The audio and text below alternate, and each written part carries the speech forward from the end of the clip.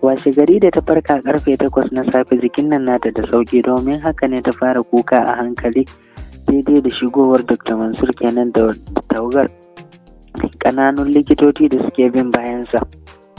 Cikinsu kuwa har da photocopy na Dr. Mansur, wato matashin likitan da ke biye da shi. Housemanship ɗin shi ne mai amsa sunan IM ta kai, wato Ibrahim Mansur ta kai. Daga gani babu tambaya kaga uba da ɗansa, duk da yanayin halayyarsu a fuska ya nuna ba ɗaya ba ne, domin shi Dr. Mansur mutum ne mai sakin fuska da fara'a matuƙa, saɓanin Ibrahim da yake mutum ne mara walwala samsam. Duk abinda Dr. Mansur yake yi wa Rahane suna jotin ne. Dr. Mansur ya matsa daidai kan Rahane, ya ɗora hannun shi akan ta yace daina kuka kin ji, insha Allah za ki samu lafiya. Ta cire idanunta wadda suka kaɗa suka jajawur. A hankali ta dube shi, bakinta na motsi amma ta kasa magana. Ya dubi Ibrahim ya ce daga ta zauna, ya tsira ta zauna, ya tusa mata filo a bayanta ta zauna sosai. Dr. Mansur ya ce me sunanki? Bin shi ta yi da ido kawai, ba ta yi magana ba. Ya ce ku rabu da ita ta warware a hankali. Nurse ɗin da suke tare da shi ta miƙo mata kofin tea. Dr. Mansur ya ce ba ta shayin ta sha mana. Ibrahim ya yi kamar bai je shi ba, ya yi baya kaɗan, ya ɗan tura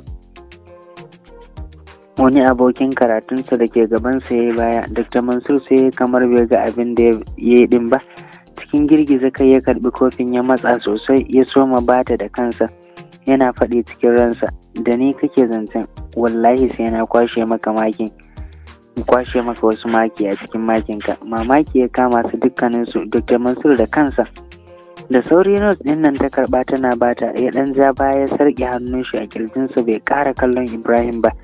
Ya ci gaba da jefa musu lecture kamar wani Obama a Najeriya.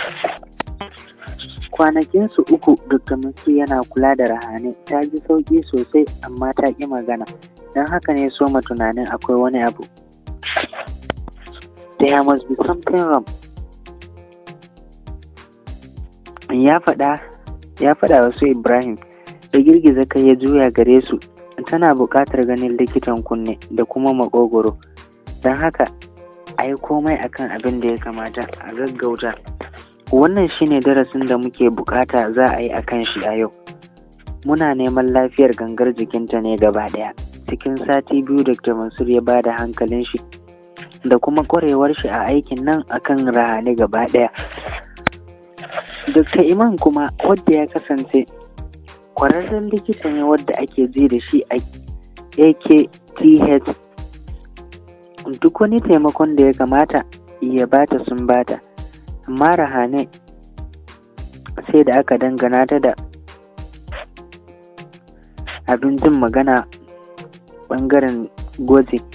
Nan ne ya nuna ta gamu da abin da ya shafi ɓangaren magana, wadda bature yake kira da very usual hearing issue, wadda ke buƙatar a yi mata CT scanning da kuma MRI scanning, wadda ke buƙatar kuɗi na fitar hankali, wanda zai iya nuna hakikanin menene matsalarta da kuma abin da ya samu shigarwa da fitarwar maganarta na kunne da kuma kwakwalwanta. A dalilin rashin sanin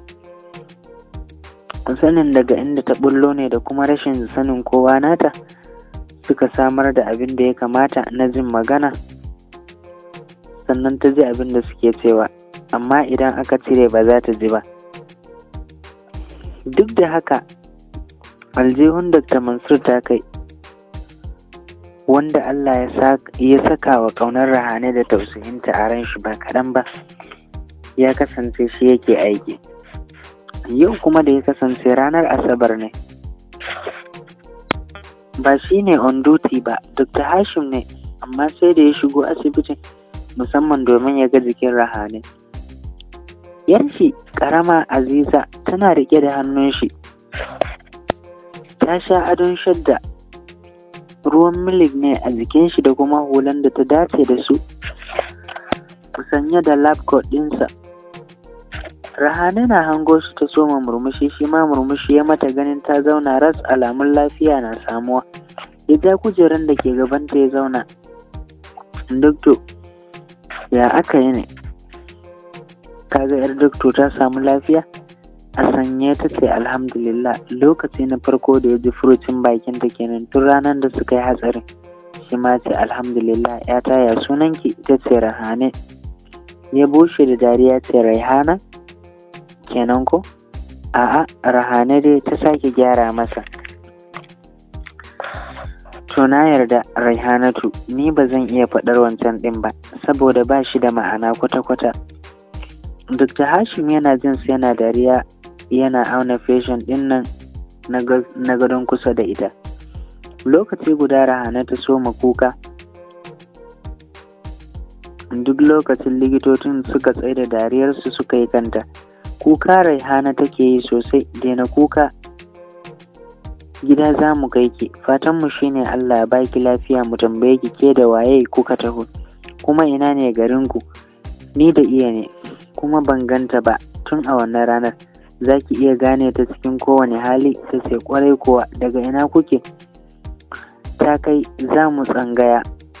Ta kai ikon Allah. Ya ɗan yi shiru yana kallonta. Sunana Dr. Mansur Balarabe. Ta kai.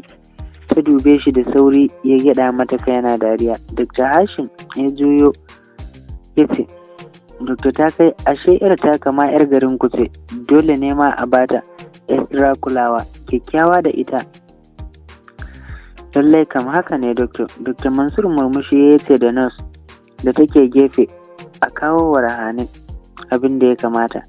Aka kawo mata duk wani abu, aka bata kujerar ɗaukan marasa lafiya. Nurse biyu ne suke tura ta zuwa mutuware. Nan ne aka so zaro gawa. Rahane aka so zaro mata gawar waki. Abin babu kyan gani. Rahane bata taɓa ganin gawa ba sai a yau da idanunta. Iyakacin firgita ta firgita, amma da aka zaro iya balki bata san da ta faɗo daga kan keken ta faɗo ta rungume ta ba.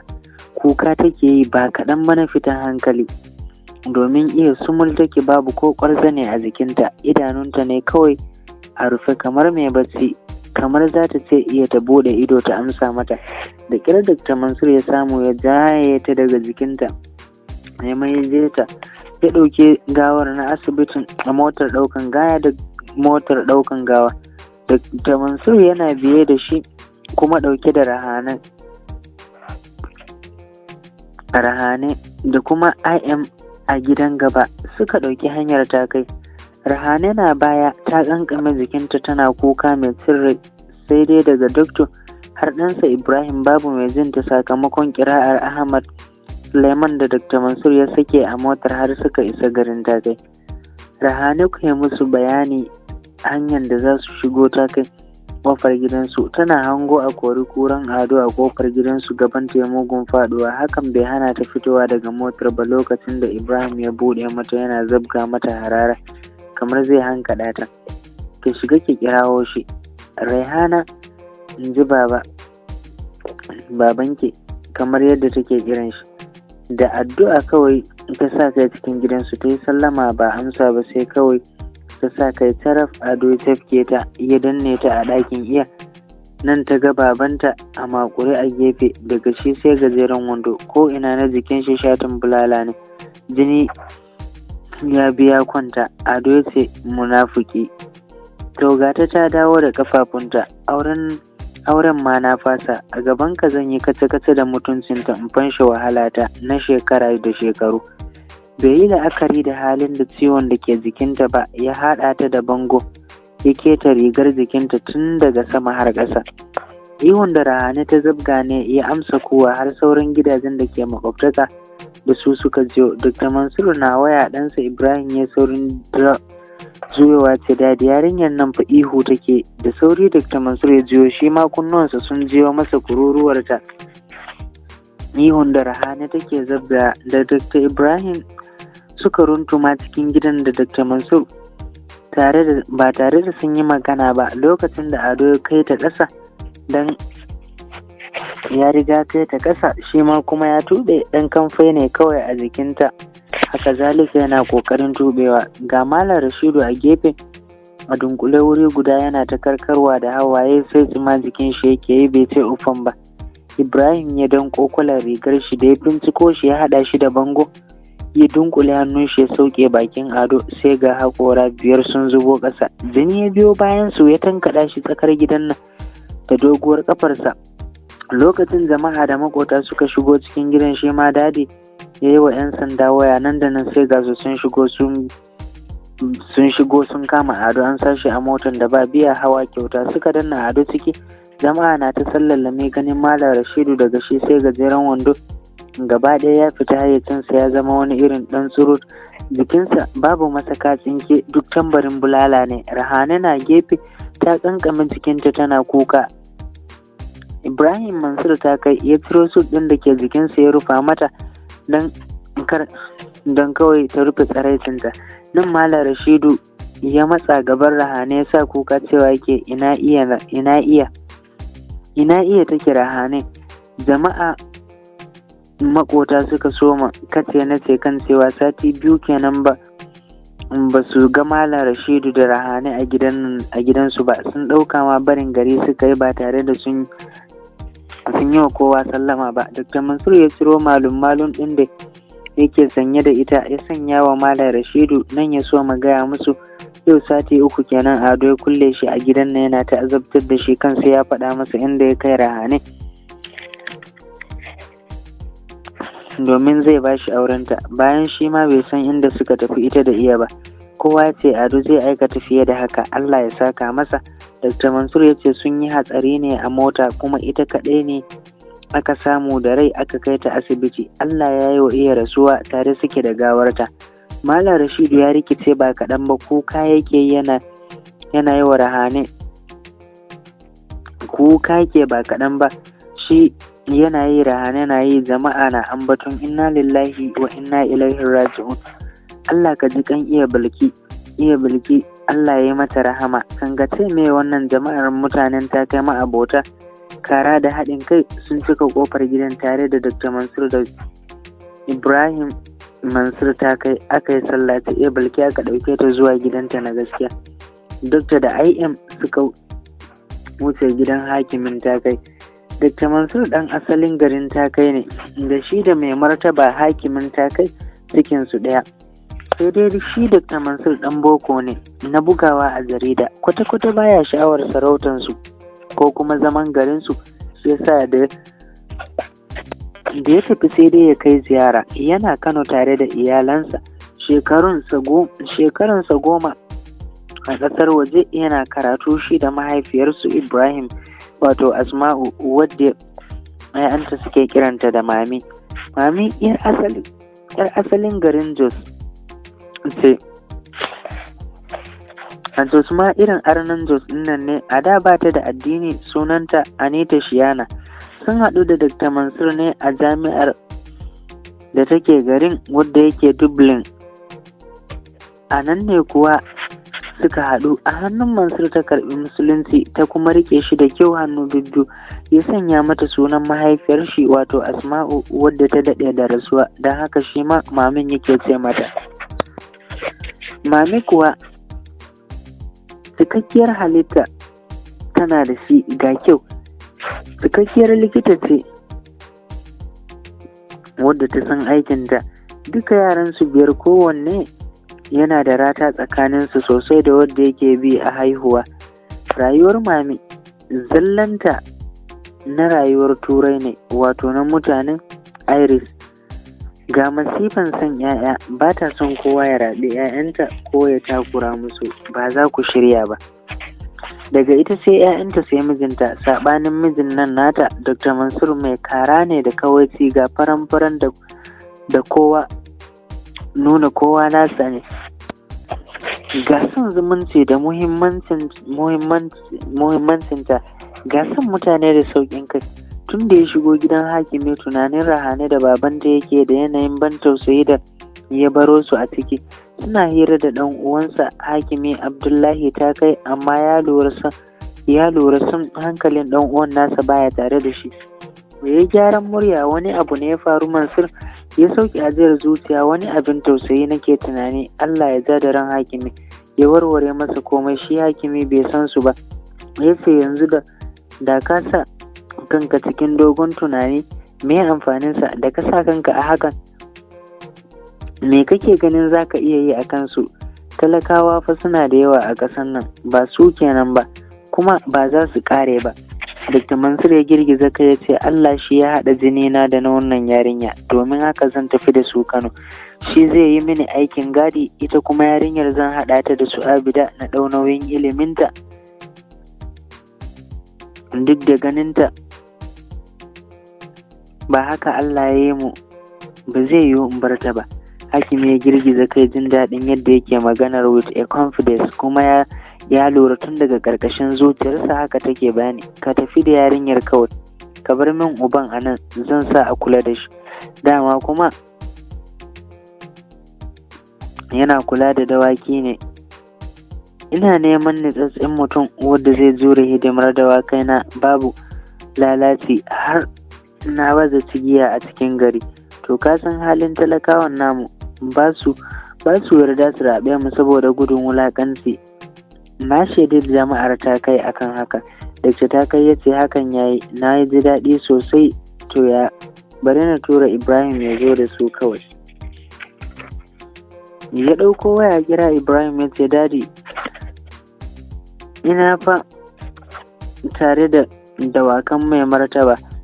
Ya ce to maza ka ɗaure ka zo, da yake ba sai ka dawo ba, ka je kawai ka zo mini da yarinyar nan da mahaifinta yanzu, ina tare da Hakimi. Ya rausayar da kai ya ce dadi why, me yasa sai ne? Doctor ya ce waye san gidan idan ba kai ba? Yana daga cikin motar yana kallon yadda jama'a 'yan zaman makokin iya suka ci gaba da harabar suke zaune a gidan. Yana cikin motar bai fito ba, yana dan shan kamshin shi da jan numfashi. Cikin can kuma wani saurayi ya zo ce da Allah zai zo masa da Malam Rashidu da yarsa, ya sanar da su wadda suka kawo yarinyar shi daga Kano ne, su ya aiko a tafi da su inda suke a gidan Hakimi. Mutumin ya juya ya doshi gidan nan. Shi kuma IM ya ci gaba da zamansa cikin motar yana kallon rushesshiyar kofar gidan nan. Cikin ran shi yana kisima abubuwa daban-daban, ko neman me kuma dadi yake wa mutanen nan bayan taimakon da aka yi musu, me kuma zai yi musu? Oho, bai gama tunaninsa bai hango Malam Rashidu tafi yana rike da hannun Rahane wadda duk ciwon da ke jikinta aka kwaile ta bandejin nan, jini na zuba. Jini ya yi tsarga a jikin shi ya tashi don bai son ganin fitar jini daga jikin ɗan adam ko kaɗan. Tun kan su ƙari soyota da motan ya miƙa hannu ya buɗe musu kujeran baya suka shiga. Idan suka tafi bai ce da musu uffan ba. Tsakanin gidan Malam Rashidu da gidan Hakimi da yake akwai ɗan tazara sosai, Malam Rashidu bai taɓa zuwa gidan Hakimi ba sai a yau da ya fi zo. Tun daga tsoron gida ya tuɓe takalmin sai rungume, ita kuwa Rahane a hannu ta riƙe abinta tsaf cikin nutsuwa take. Ibrahim bai tsaya da su ko ina ba sai falon da Dr. Mansur da Hakimi suke. A nan ya tuɓe nashi takalman suka shiga. Idan Dr. Mansur akan kunnen Rahane bai ga abin jin nan nata ba da suke makala mata. Ya juya ga Malam Rashidu ya ce ina abin da na makala miki a kunne? Raihanatu. Malam Rashidu wadda ke kwasar gaisuwa gurin Hakimi ya juyo. Dr. Mansur ya ce iye na'am. Dr. Mansur ya ce akwai wani abu kamar karamar na'ura a kunnenta sanda muka zo, ina take? Malam Rashidu bai wani fahimci abin ba sakamakon wani suna da ya ji, wai Raihana. Sai ya ɗauka ba da sheke ba. Haushiya bala'in kama Dr. Mansur ganin Malam Rashidu ya saki baki yana kallon shi kawai bai ba shi amsar tambayar shi ba. Shi dai Malam Rashidu tun da azun yake ta yawa Rahane magana bai ji ta amsa mishi ko sau ɗaya ba. Sai ya ɗauka duk cikin halin rasuwar iya ne, bai kawo komai a ran shi ba. IM ya dubi mahaifin shi ya ce ina ganin sanda mutumin banzancin ya tafke ta, mai yiwuwa abin ya faɗi. Dr. Mansur ya ce maza ku koma ku duba. Malam Rashidu ya ce ranka ya daɗe, me zan dubo? Ya dubi Ibrahim ya ce ka tashi ka je ka dubo. Na ce Ibrahim ya ce kafan sai rage ya fashe. mai miƙe suka fito falon shi da Malam Rashidu kamar zai shaƙe shi don takaici. Shi bai ga dalilin da dadi zai sa ya rinka ɗaura masa al'amarin talakawan nan a wuyansa ba, babu gaira babu dalili, babu dangin iya babu na baba. A guje ya figi mota suka koma gidan Malam Rashidu, ɗakin iya inda aka yi gumurzo Rahane da Ado. Nan ne suka yi ta dubawa. Allah ya baiwa Malam Rashidu sa'ar ganin ɗan injin nan a bayan randar iya. Wannan ne iya tambayi IM, karɓar kawai ya fice bai ce da shi komai ba. Ya gaba ya bi shi a baya suka koma gidan. Dr. Mansur ya karɓa ya buɗe ya canza batir wadda dama yana cikin aljihunsa, ya matsa makalawa Rahane na'urar nan a kunnenta. Ya ce Raihana ta ɗago ido a hankali ta ce na'am baba dakta, za ki bi ni gidana na saki a makaranta in saki cikin 'ya'yana? Ko za ki zauna da babanki a nan gidan hakimi? Daga yau babanki ya dawo nan, za a ba shi aiki da kyakkyawan muhalli. Ta juya ta dubi babanta wadda ya zaro ido na kallon su. Dr. Mansur ya dube shi ya ce ka amince na riƙe Raihana har ma illa masha Allahu a Kano? Ya girgiza kai ya ce aure zan mata. Gaba ɗayansu suka dube shi sosai har Rahane IM ya miƙe ya fice ran shi yana yi wa baban shi wani irin yanayi. Allah ya ƙara haka kawai don bala'i da kwashe-kwashe zai kwaso musu wani shirgin ƙauye babu gaira babu dalili. Ai gara da uban nata ya gwale shi ma ce aure zai mata ya tafiyarsa a cikin gida. Hakimi ya karbi Dr. Mansur wadda ya yi mutuwar zaune ya ce wannan yarinya ne yar karama da ita zaka yi wa aure? Wa zaka aura mata? Wa ya ce yana son ta? Malam Rashidu ya ce ku yi haƙuri da Allah, na gode da taimakon ku gare mu. Ba wai ban gode ba, amma idan na yi mata aure hankali na zai fi kwanciya.